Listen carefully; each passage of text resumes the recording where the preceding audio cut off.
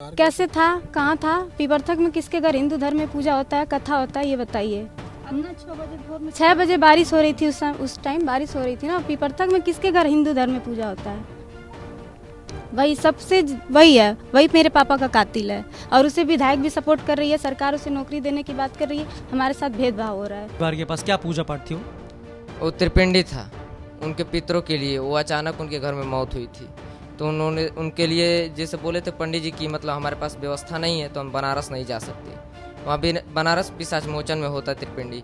उन के पास व्यवस्था नहीं था, तो इसलिए हम लोग वहाँ पे गंगा घाट पे बुला करके त्रिपिंडी स्टार्ट कराने जा रहे थे। तब तक भाई बोला कि भैया देखिए सुबह में ये लोग आए हैं, ईटा पत्थर चला रहे हैं, लोग पूरा घर को घेर लिए हैं लोग। देवरिया में प्रेमचंद यादव और सत्य प्रकाश दुबे की हत्या की गुत्थी सुलझने की जगह लगातार उलझती जा रही है। अब दोनों परिवार एक दूसरे पर लगातार आरोप लगा रहे हैं। मृतक प्रेमचंद यादव की बेटी अर्चना ने मृतक सत्य प्रकाश दुबे के अकेले बचे बेटे दिवेश पर गंभीर आरोप लगाए हैं। प्रेम यादव की बेटी का आरोप है कि उनके पिता की हत्या सत्य प्रकाश दुबे के बेटे देवेश ने की है। अब सरकार और विधायक सब मिलकर उसे बचा रहे हैं। वहीं दूसरी तरफ सत्य प्रकाश दुबे के बेटे का कहना है कि वो उस दिन सुबह 6 बजे किसी के घर पूजा पाठ करवाने गया था। पापा के पास कॉल आया सुबह ही सुबह। किसका था?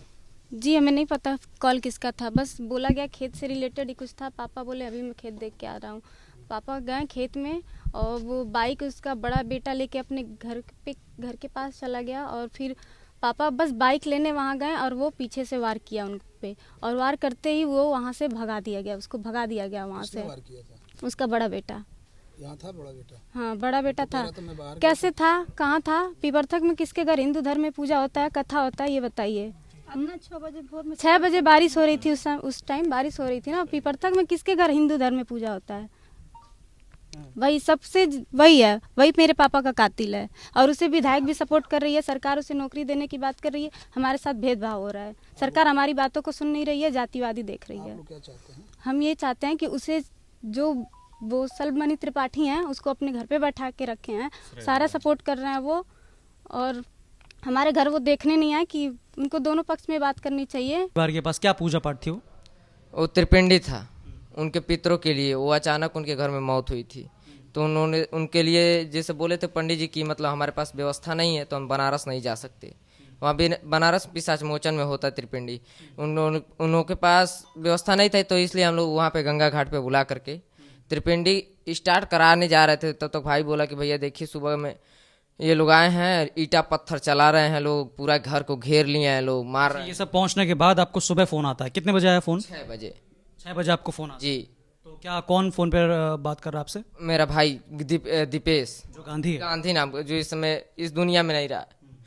तो बोला जब मैंने फ़ोन किया यहाँ तक प्रशासनों को, तो प्रशासन भी फ़ोन नहीं उठा रही थी। तो दीपेश ने आपको फोन किया, फोन करके आपसे जो है बोला? जी, बोला भैया कि ऐसे ईटा पत्थर चला रहे हैं लोग और ऊपर से लोग देख रहे हैं लेकिन कुछ बोल नहीं रहे हैं लोग। तो प्रेम यादव की बेटी का आरोप है कि उनके पिता को कॉल करके सुबह बुलाया गया था और फिर हत्या कर दी गई। वहीं सत्य प्रकाश दुबे के बेटे का आरोप है कि सुबह सुबह प्रेमचंद यादव धमकाते हुए आया और फिर विवाद शुरू हो गया।